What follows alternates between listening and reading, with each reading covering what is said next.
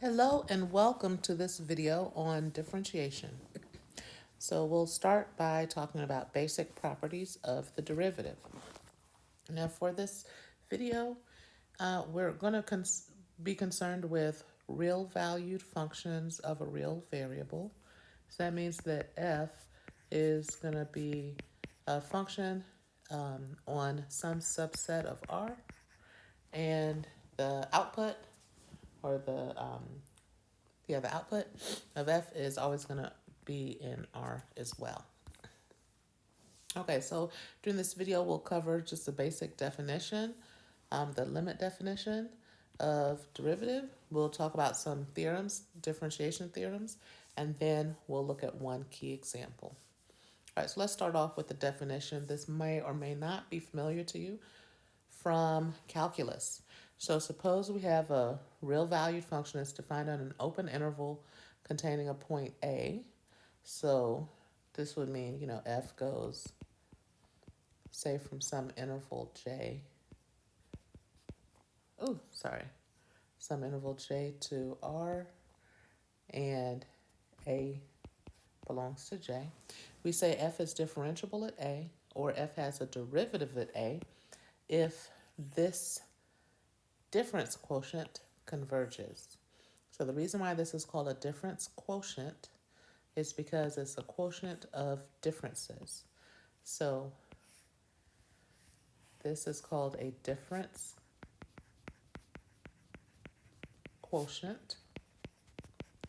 And you might see this written as the change in f over the change in x.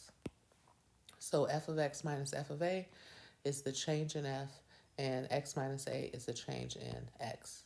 So the idea would be if a is some point here, and your function is like that, f, x is near a, and you're looking at the change in the value of f divided by the change in the value in your domain. So when the above limit exists, this is what we write. F prime of a is whatever that limit is equal to. Okay? And when we do this, if you have a function that is differentiable on j, that means the derivative exists at every point in j. And that derivative function is a brand new function. And its domain is going to be a subset of the domain of your original function. One thing to note is we're requiring our domain to be an open interval, the domain of f to be an open interval. When we do that, so if you have some open interval, that means for any point A, you always have values to the right and you always have values to the left.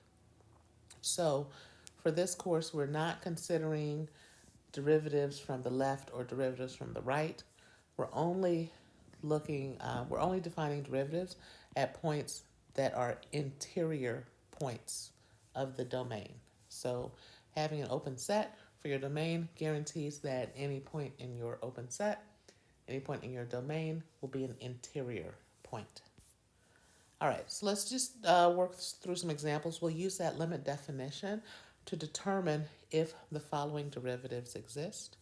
So these are familiar functions. We've got x squared, we have the square root of x, and then we have x to the n's, which is, your generic monomial. So let's start off with g prime of 2 at,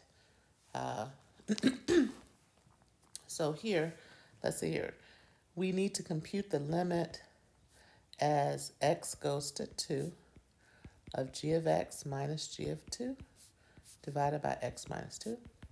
So g of x is x squared, so this will be the limit as x approaches 2 of x squared. Now g of 2 is just going to be 4. Okay, so it'll be x squared minus 4, and then the denominator will have x minus 2. X squared minus 4 can be rewritten as the product of x minus 2 and x plus 2. So when x is close to 2, x minus 2 over x plus 2, or x minus 2 times x plus 2 divided by x minus 2 is going to just be equal to x plus 2, right? So this limit is going to be the limit as x approaches 2 of just x plus 2, and that'll just be 4. So g prime of 2 is equal to 4, and that's what we expected from our differentiation formulas back in calculus.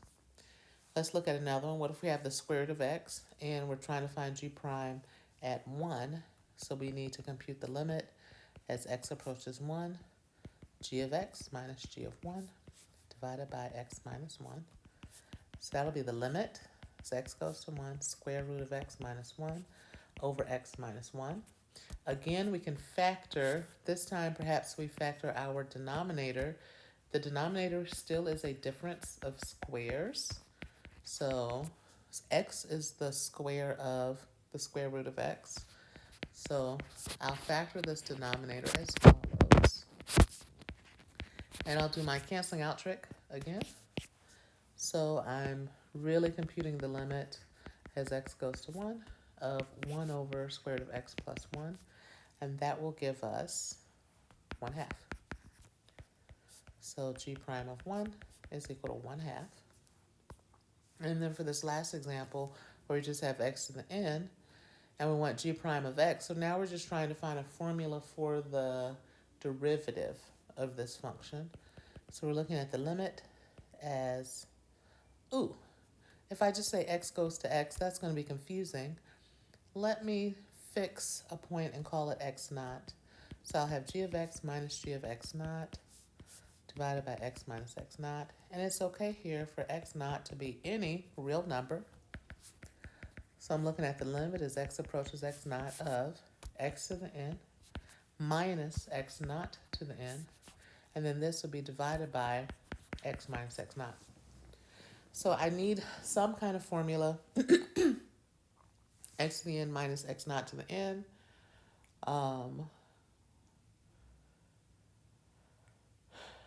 Let's see, what would that be?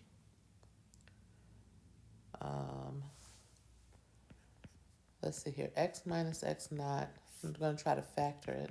X to the n minus x naught to the n. So I have x to the n plus 1.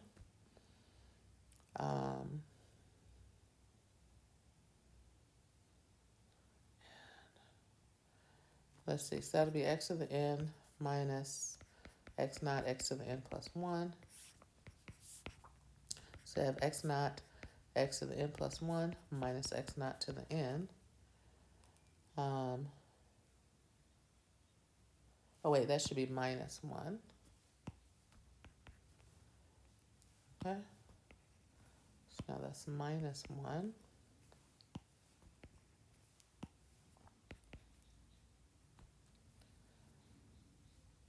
So x naught. Okay, so let me start over. So it'll be this times that will give me x to the n, then minus this times that, which will be that. If I subtract these quantities, I'll get 0 and x minus x naught to the n, and then plus x naught x to the n minus 1. So here I would need plus x naught x to the n minus 2. Okay, and then I'll have x naught x to the n minus 1 minus x naught squared x to the n minus 2. Okay, so I'm going to have x naught squared x to the n minus 2 minus x naught to the n. And I should probably know this. I think I'm seeing a pattern here. This seems like some kind of related to the binomial formula. So I have x to the n minus 3. So the pattern here looks like the exponents of x naught are increasing. The exponents of x are decreasing. So I'm going to say plus dot dot dot plus x naught to the n minus 1. So this is what I think it's going to be. Let me just double check. Um, we'll see. So the question is this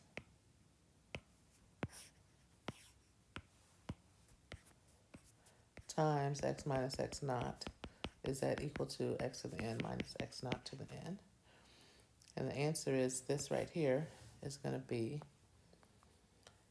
x to the n plus x naught, x to the n minus 1 plus x naught squared, x to the n minus. Well, let me use sigma notation to make this easier. So that'd be the sum of x to the j, x naught to the, let's say x naught to the k, and x to the n minus k minus 1. So k equals 0 if k equals 1. Okay, so k starts at 0 and k stops at n minus 1. So it's that times x minus x naught. So that'll be the sum, k equals 0 to n minus 1, x to the n minus k times x naught to the k, minus the sum, 0 to n minus 1, x to the n minus k minus 1, x naught to the k plus 1. Okay, and if I re-index this, so for k, if I subtract 1, so I can take this and rewrite this as minus k plus 1. So now if I re-index, and instead of using x to the k plus 1, I use subtract 1 from k, this is going to change to 1 to n, and that'll go like that. Okay, so now I am looking at the same sum from 0 to n minus 1 minus 1 to n. I'll have overlap from 1 to n minus 1. So I'll be left with minus what happens when k equals n, x naught to the n. And here in front, I'll have what happens when k equals 0. So if k equals 0, then I've just got x to the n. Okay. All right. So, yes, I was right. And basically, this little formula here can be used to simplify. Limit x goes to x naught. In the numerator, we will have this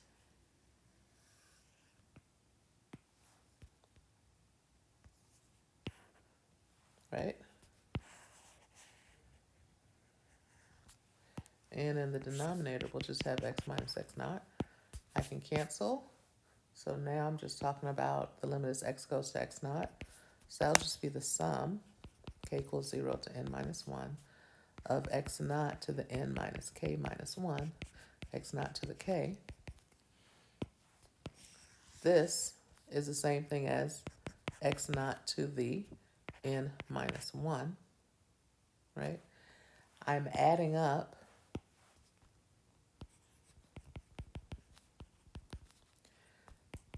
and I can pull out the x naught to the n minus 1 because it has nothing to do with k.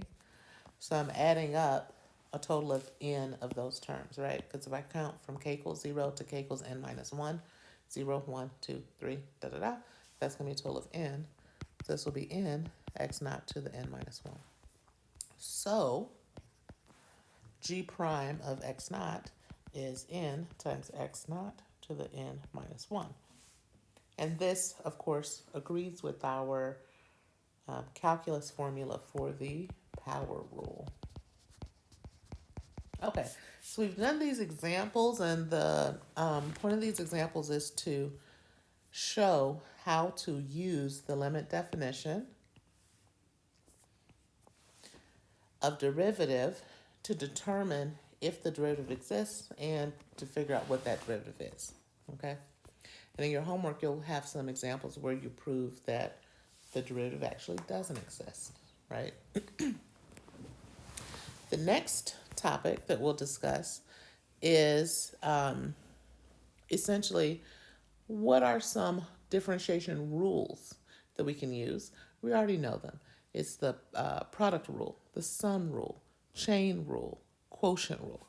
These rules, and combined with, in combination with the formulas that we proved from the definition, will allow us to compute derivatives of so many more functions, okay? So let's first step back and take a moment because I want to talk just briefly about just some things we care about in analysis. So in analysis, we heart, what do we heart? We heart limits, right? So we start off with just limits of sequences. And then we talk about limits of functions that are not sequences, right? More generalized functions. That leads us to continuity. And then we talk about rates of growth. That leads us to derivatives. And then we talk about the inverse operation. That is another limit. That is integration, right?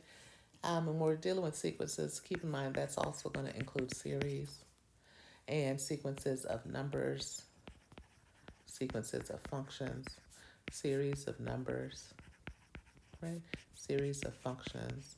These are the things that we love in analysis and what we care about. We care about limits and all its various incarnations. The last thing we like to do is interchange all these limits, right? Interchange these limits and also use these limits to interpret life around us.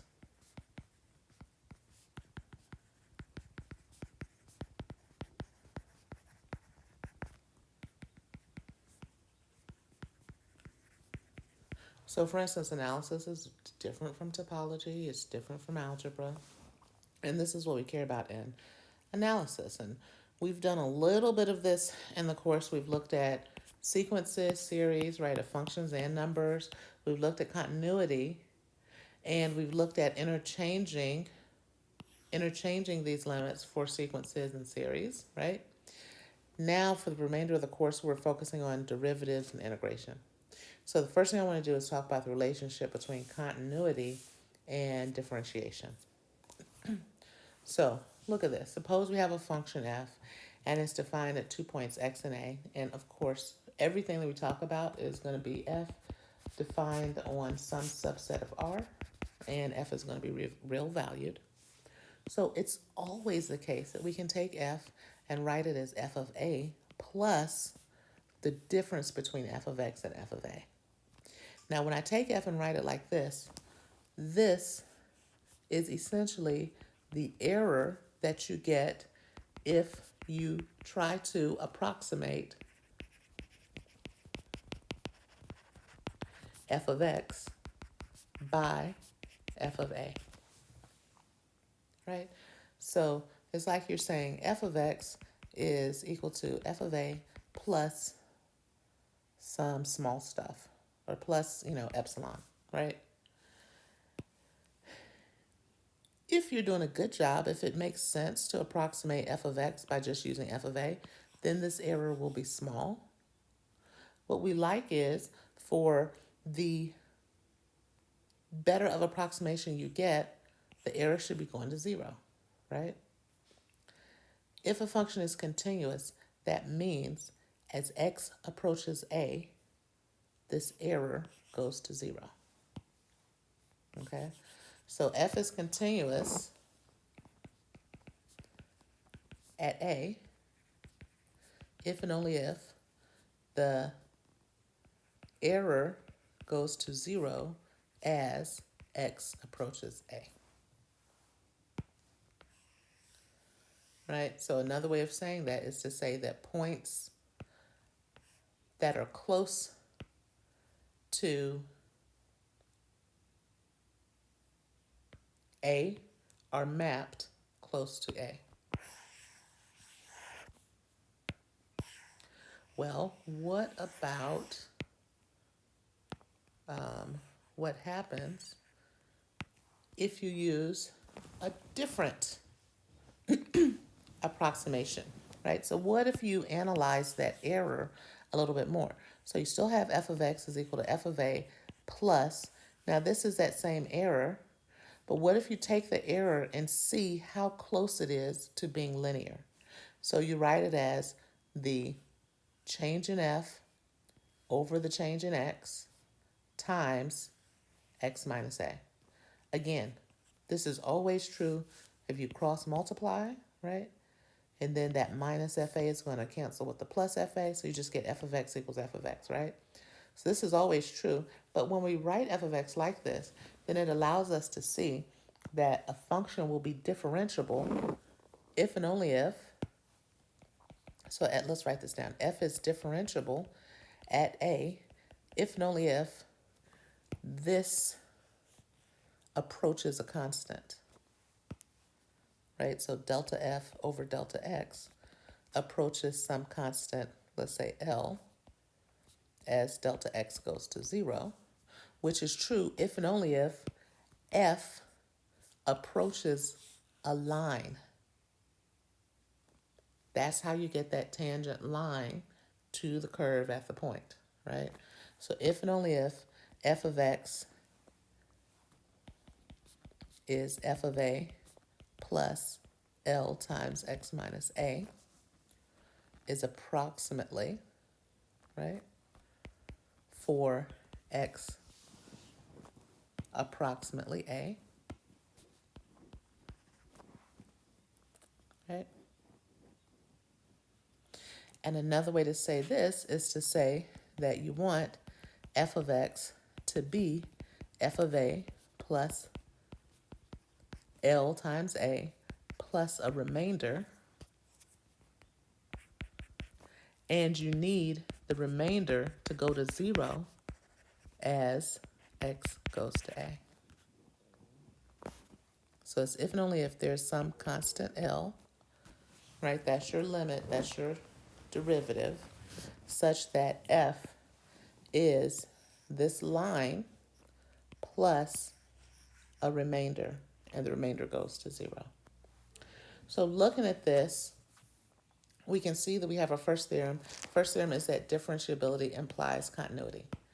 Easy sketch of a proof, because if we look at what it takes to be, for a function to be differentiable at a point, so let's write that down. F is differentiable at a if and only if the limit as x approaches 0, or as x approaches a, f of x minus f of a over x minus a exists, right?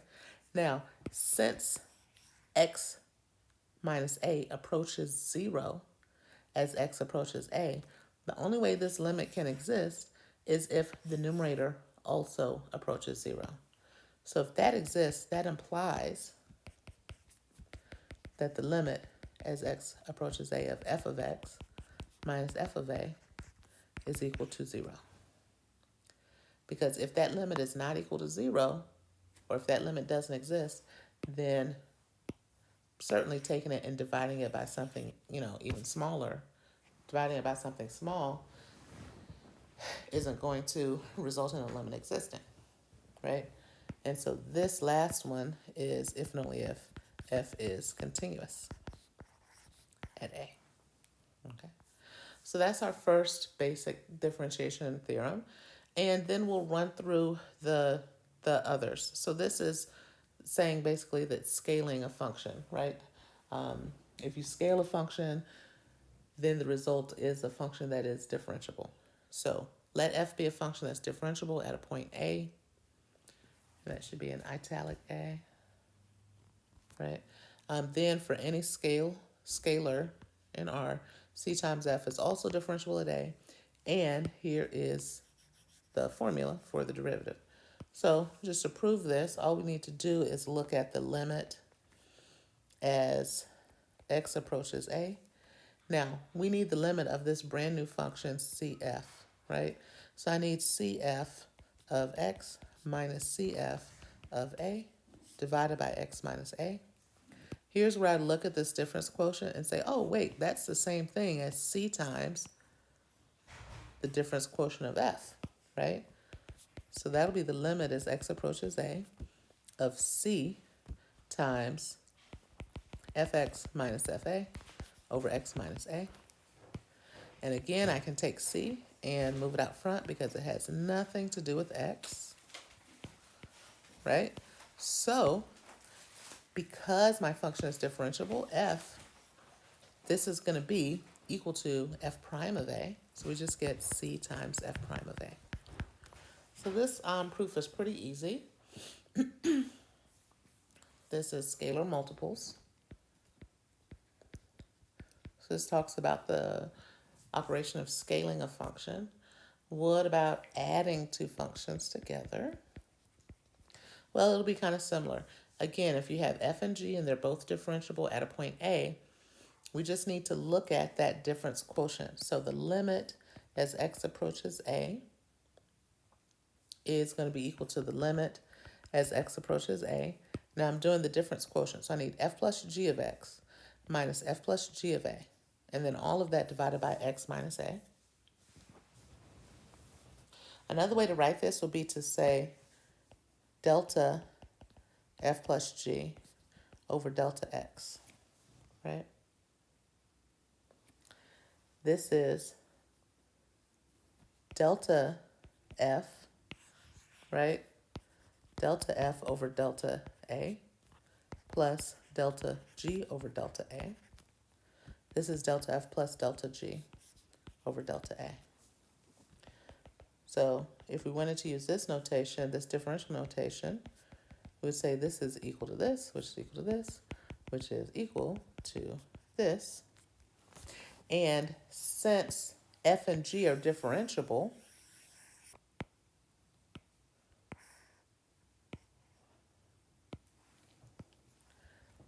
this is going to be f prime of a, and the second one, delta g over delta a, is going to be g prime of a, right? So all we're doing is looking at these difference quotients again and again and again. Let's go to the next one. This is the product rule. This one is a little trickier. So if we're going to look at our difference quotient here, for the product, we've got f times g of x minus f times g of a divided by x minus a. Okay, and so here's the way to see this. So we're looking at the limit as x approaches a of f of x, g of x, minus f of a, g of a, over x minus a. I'm going to add and subtract the same quantity in the numerator. So I have f of x, g of x, minus f of a, g of x, plus f of a, g of x, and then minus f of a, g of a.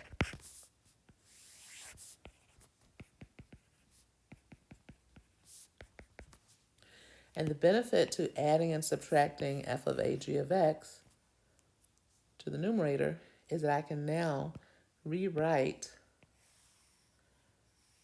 these two as g of x times f of x minus f of a.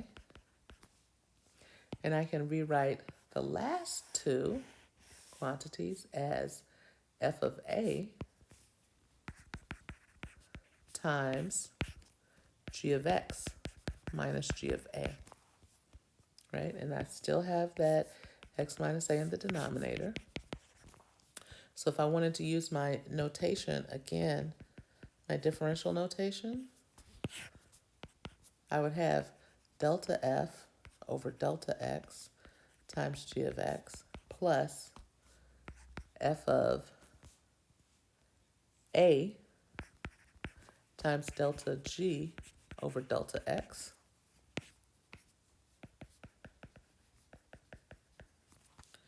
And now that's going to go to f prime of a, and that's going to go to g prime of a.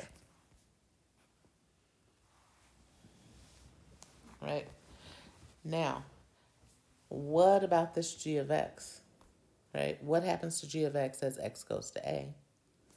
Well, g of x has to go to g of a because g is continuous at a, right? How do we know g is continuous at a? We know g is continuous at a because g is differentiable at a. That's part of the hypothesis. And differentiability implies continuity.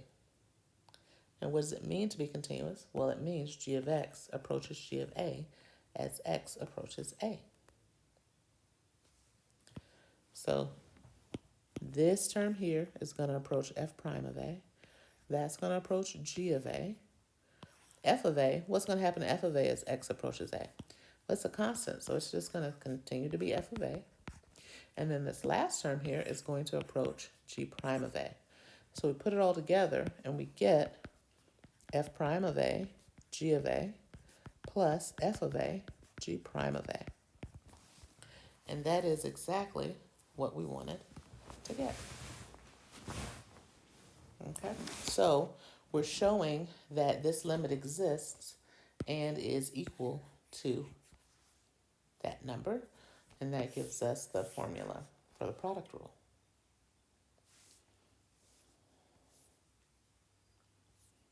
Okay, what about the quotient rule? The quotient rule is very similar. We'll do that same method of adding and subtracting the same quantity in the numerator. Let's see if we can figure out what we need to do. Now here we have, let's see here, let's read our hypotheses. So we have the requirement that f and g are differentiable at the same point, a. And we also have the requirement that g of a is non-zero, okay? So we're saying that f divided by g is going to be differentiable at a. And remember, this will make sense because f over g has to be defined at a.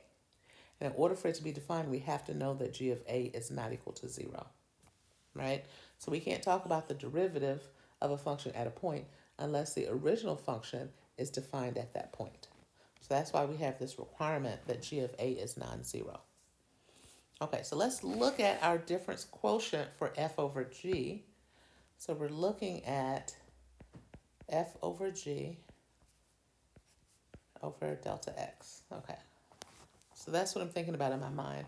So that means I've got f of x over g of x minus f of a over g of a, okay, divided by x minus a.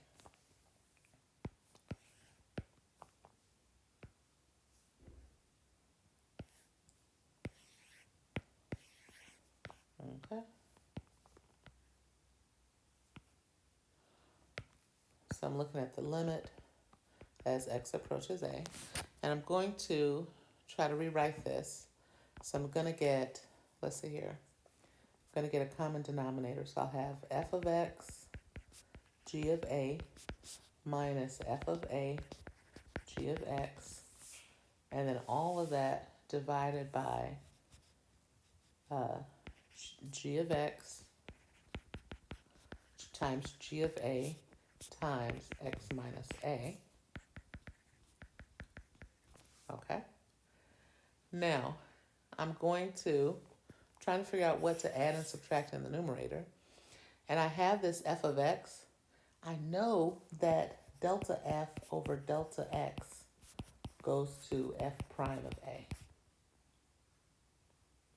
So if I could make this f of x minus f of a, that would be helpful.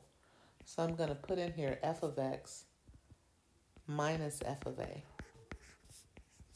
times g of a, right? So what I've effectively done is subtracted f of a, g of a. So to compensate, I need to add back f of a, g of a. And I still have this little factor at the end of f of a, g of x. So minus f of a, g of x. Okay? So I have all of that divided by g of x, g of a, times x minus a.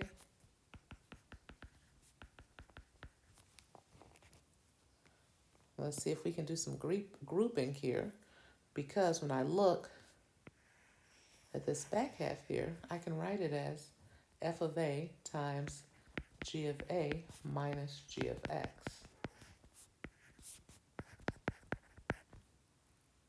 Okay, so I'm actually going to write this as, watch this, f of x minus f of a over x minus a times g of a over g of x, g of a, okay, plus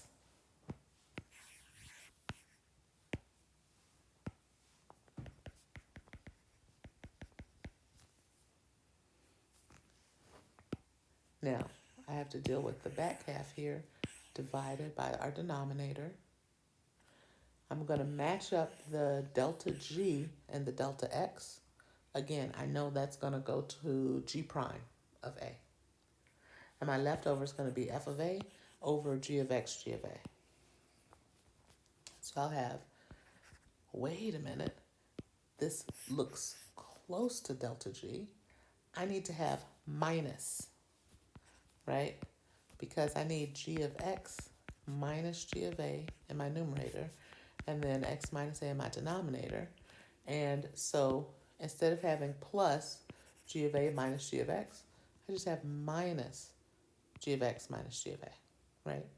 Another thing you can do if you want to have g of a minus g of x is you can switch it so that on the bottom you have a minus x, right? But whoever's first needs to be first in the numerator and the denominator, okay? So any way you work it, you'll have a minus sign here. And the remaining terms will be f of a in the numerator, and then in the denominator I'll have a g of x, g of a. Okay, and so now I can say, aha, this is going to approach f prime of a. G of x is going to approach g of a. This is going to approach g prime of a.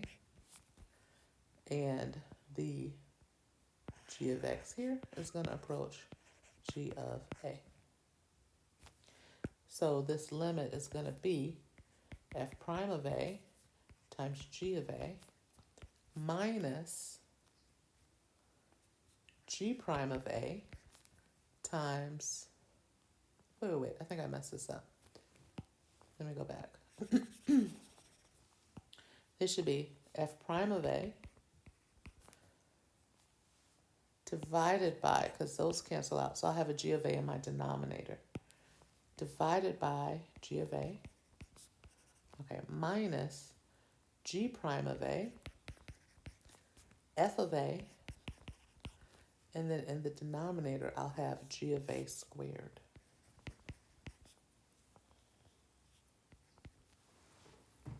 Okay, so this is our quotient rule. Can you see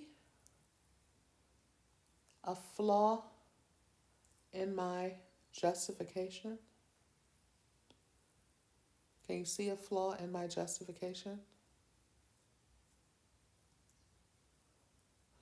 There isn't really a flaw, but there is one thing that needs to be explained, that needs to be clarified. We know that g of a is not equal to 0, so this quantity is well defined. But the question is, how do we know that this is well defined? What if g of x is equal to 0? Right? Won't we run into trouble because that's not defined? That's a question. And the answer is, first we notice that since g of a is not equal to 0, there's always an R ball centered at A on which g is non-zero. So in other words, g is continuous implies g, if g is continuous at A, that implies that points near A are mapped near g of A.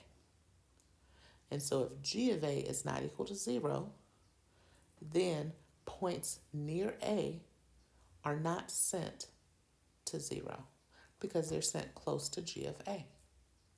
Okay, so the question why, the answer is because of continuity.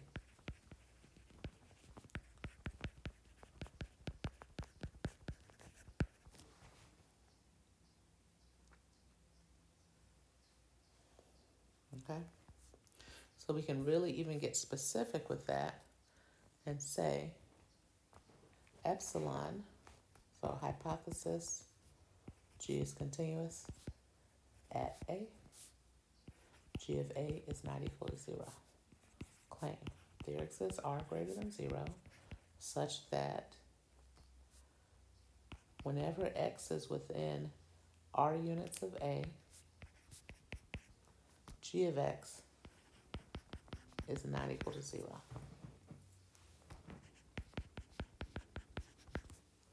And this g is going to go from, we can just say it's going from r to r. So this is actually going to be your proof, is to give a rigorous, this will be part of your homework, give a rigorous proof. Okay? All right, and so once we know that, and once we've proved that, then we'll be able to say, hey, restrict yourself to that r ball centered at a. Remember, that's just going to be some interval, a minus r to a plus r, right? Now, you're looking at values of x in here, and values of x in here have g of x not equal to 0, so it's okay to divide by g of x when x is close to a. Okay? All right, so that was the quotient rule. Now let's look at the chain rule. The chain rule is perhaps the first really tricky one to prove, okay? So we have this, we're familiar with the chain rule. Your chain rule tells us how to give the derivative of the composition of functions. So suppose f is differentiable at a and g is differentiable at f of a, then the composition, g composed with f, is differentiable at a, and, excuse me, and we have the following formula for the derivative of the composition at a. So now here is the wrong proof.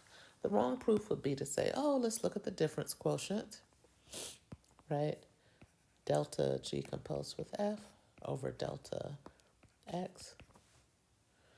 And then say, well, okay, so this is going to be g of f of x minus g of f of a over x minus a. That's correct. That's technically correct. And that's technically correct. The tricky part is going from here to here because we can't just say, let's multiply and divide by f of x minus f of a. The reason why we can't do that is because we don't know if f of x is equal to f of a when x is near a, right? We're not told that f of x is not equal to f of a for all x near a. So when we say, oh, let's take this difference quotient and we're going to multiply and divide by the same thing, and now we'll have 2, right?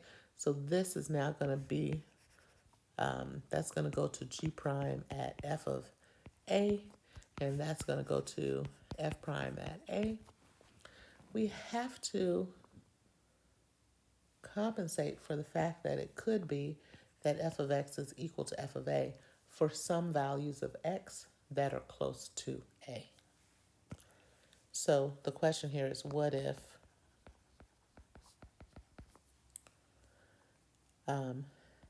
f of x is equal to f of a for some values of x that are arbitrarily close to a?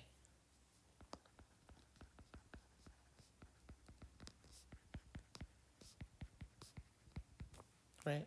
So the answer is you have to basically do a modification of the previous proof, and you split your proof into 2 different scenarios, okay? So suppose your function is defined on some open interval. Remember, whenever we're talking about derivatives, we need them to be defined on an open interval because we need to be able to take limits, and these limits need to be computed from the left and the right, right? And so what we'll do is there are two different kind of versions to do this. The proof in Ross is essentially saying show that for every sequence in your domain, for every sequence that's converging to A, this difference quotient converges to this product, right? And they run through that in Ross. And another way is to say, do the proof in Pew. And the proof in Pew basically uses linear approximation. So this uses the linear approximation, which is what we talked about in the beginning of the video, where we said that where we gave these different characterizations of being differentiable. And we had this one down here, which is if you can take f and write it as a line plus a remainder, and the remainder goes to 0, now that allows you to take care of the possibility of your f being 0, or your f of x being f of a, okay? So if you know that for all x near a, f of x is not equal to a, then you can use the argument, you can use this argument here. This works. We only run into trouble with this argument if we have a sequence of points converging to a sequence of xn converging to a, and f of xn is equal to f of a.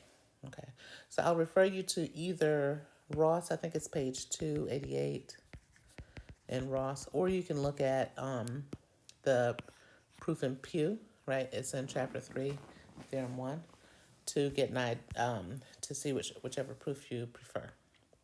But it's okay, we're going to finish up with this last slide here, and we're going to look at functions, and we're just going to determine if this function here is continuous at 0, differentiable at 0, continuous only at 0, or differentiable only at 0. So for each of these, we're going to answer true or false. Now let's look at our function. Our function is f of x is x squared for x and q. So let's just write here, f of x is, so we've got a function that is defined by cases. So sometimes it's x squared, and sometimes it's 0. If I were to draw the graph of f, it would look like this. It would look like, I'm going to draw it in purple, this, and it would look like this. Now, it would look like two functions because, remember, rational numbers are dense. So it's not like I'm going to have any, right, gaps or any holes. I won't have any gaps and no holes. Rational numbers are dense in R, as are irrational numbers. So this is kind of what it'll look like. Let's see, is f continuous at 0? Well, how do we know if f is continuous at 0? So I'm just going to rewrite the formula for f here. I'll say now f of x is supposed to be equal to x squared if x is in q, and 0 if x is not in q. So f is continuous at 0 if and only if. We could do epsilon delta definition, or we could do sequential definition, right?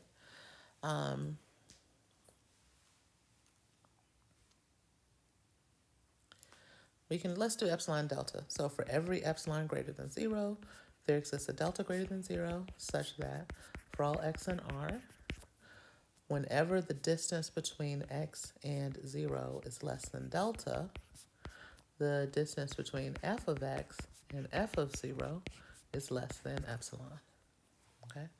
And that's going to be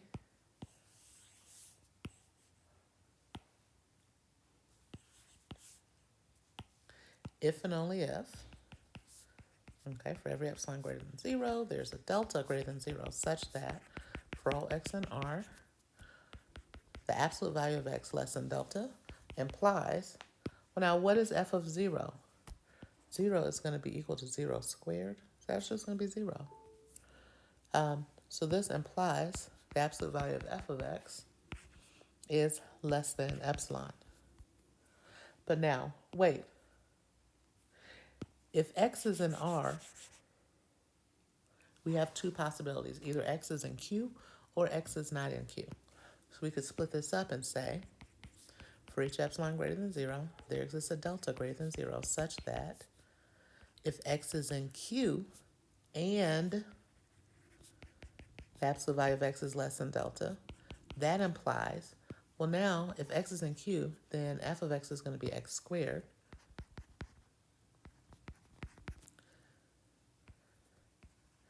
And what about if x is not in Q?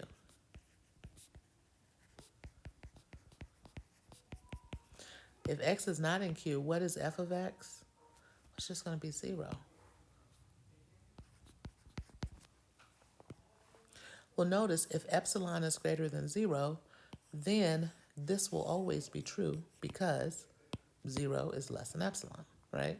So the key here is to figure out what requirement we place on delta to ensure that whenever x is in Q and the absolute value of x is less than delta, x squared is less than epsilon. If we let delta be equal to the square root of epsilon, then absolute value of x less than delta implies absolute value of x is less than the square root of epsilon. So x squared is going to be less than epsilon. So fix epsilon greater than 0, choose delta equal to square root of epsilon. Then x belonging to R implies, then for all x in R, if the absolute value of x is less than delta, that implies the absolute value of f of x is less than epsilon. So, yes, f is continuous at 0.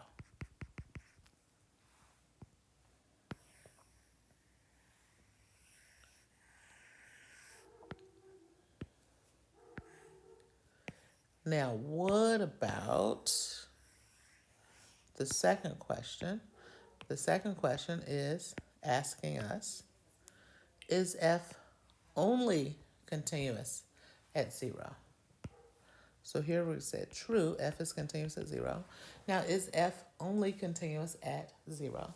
And the answer for this is going to also be true. Because if, let's do a proof, we'll do a proof by cases. So our hypothesis is that f is defined, f of x is x squared for x in Q, 0 for x not in Q. And the claim is that, okay, say x naught is in R, but it's not 0. The claim is that f is not continuous at x naught. So for the proof, I'm going to do a proof by cases.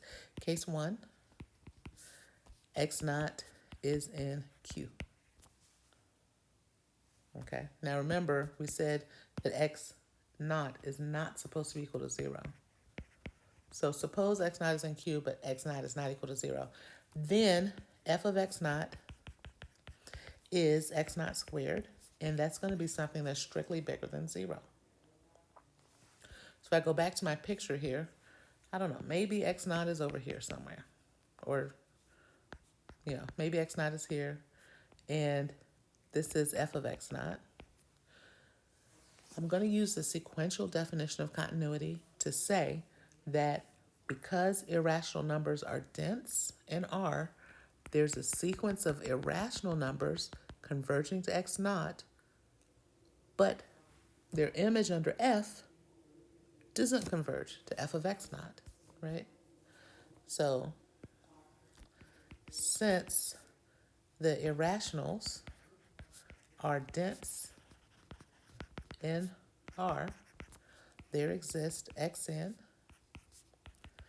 in the irrationals such that xn goes to x naught, right?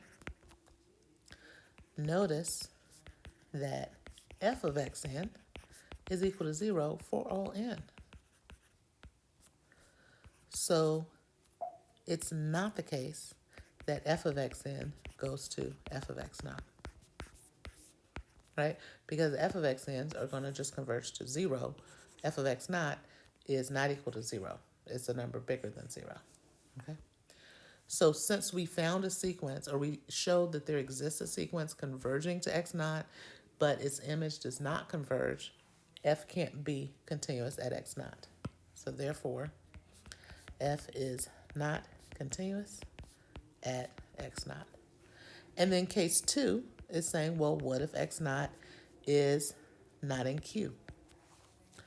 Similarly, the argument is very similar.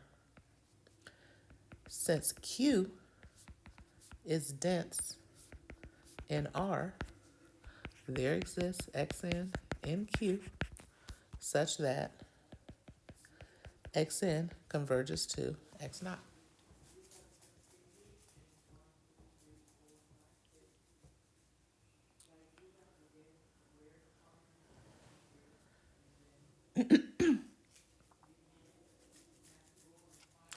But f of xn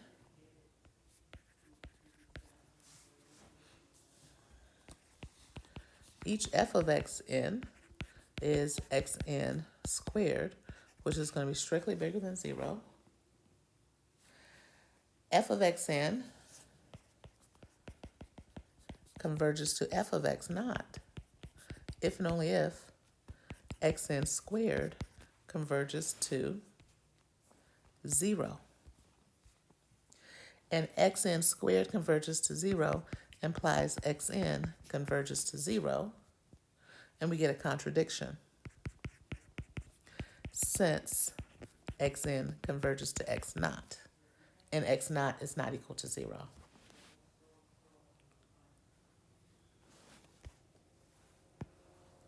Does that make sense?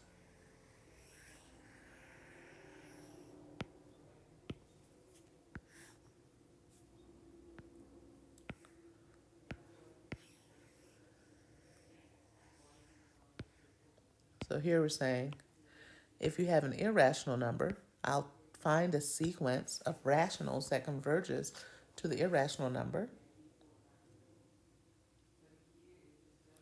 And the sequence of rational numbers can't converge to your, can't also converge to 0 and your irrational number.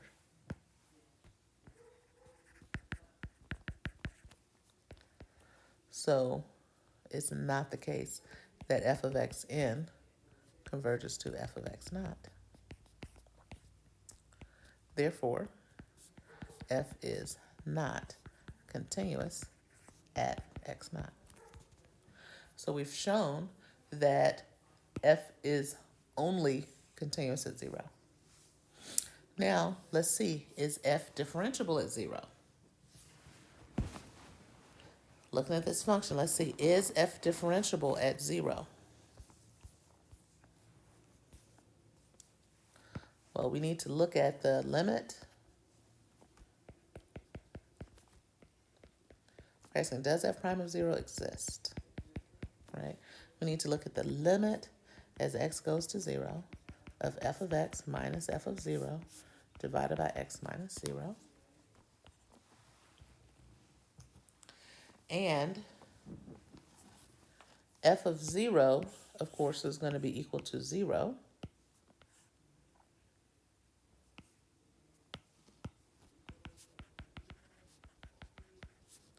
So we really have just f of x over x, right?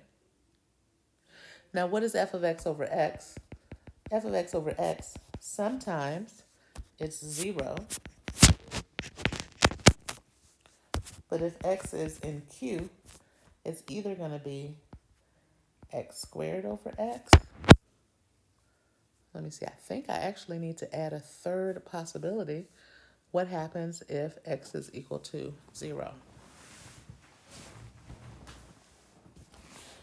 Nope, I don't need to add that third possibility because we're taking the limit as x approaches 0.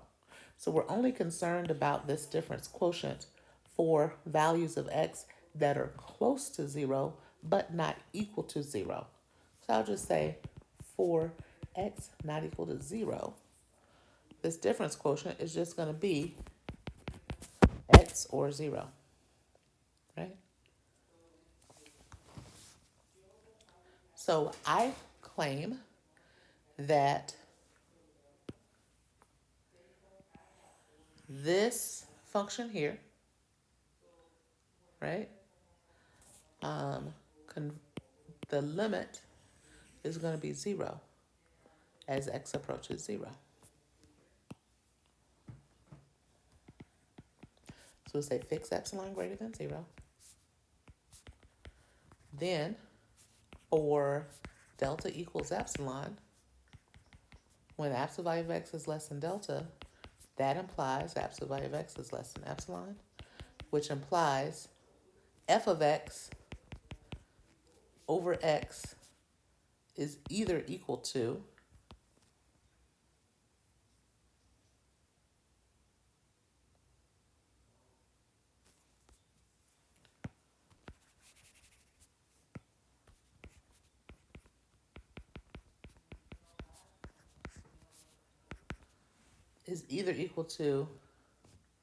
x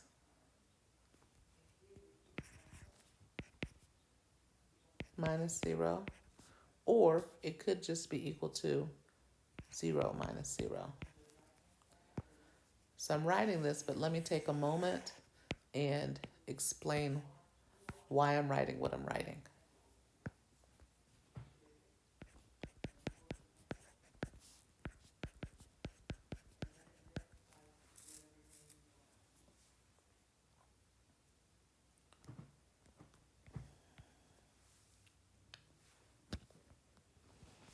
Okay, so I'm trying to, my claim, so I claim that f prime of 0 is equal to 0.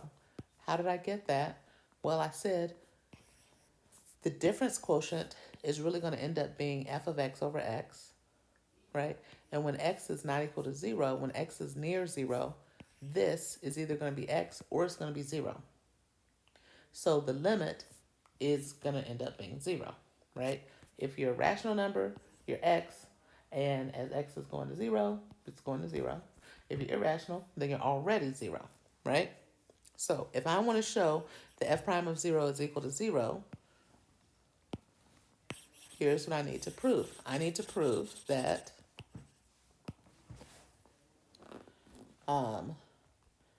that the limit as x goes to 0 of f of x minus f of 0 over x minus 0 is equal to 0. So that's my goal. And a way I can do that is to say for every epsilon greater than 0, there exists a delta greater than 0 such that whenever x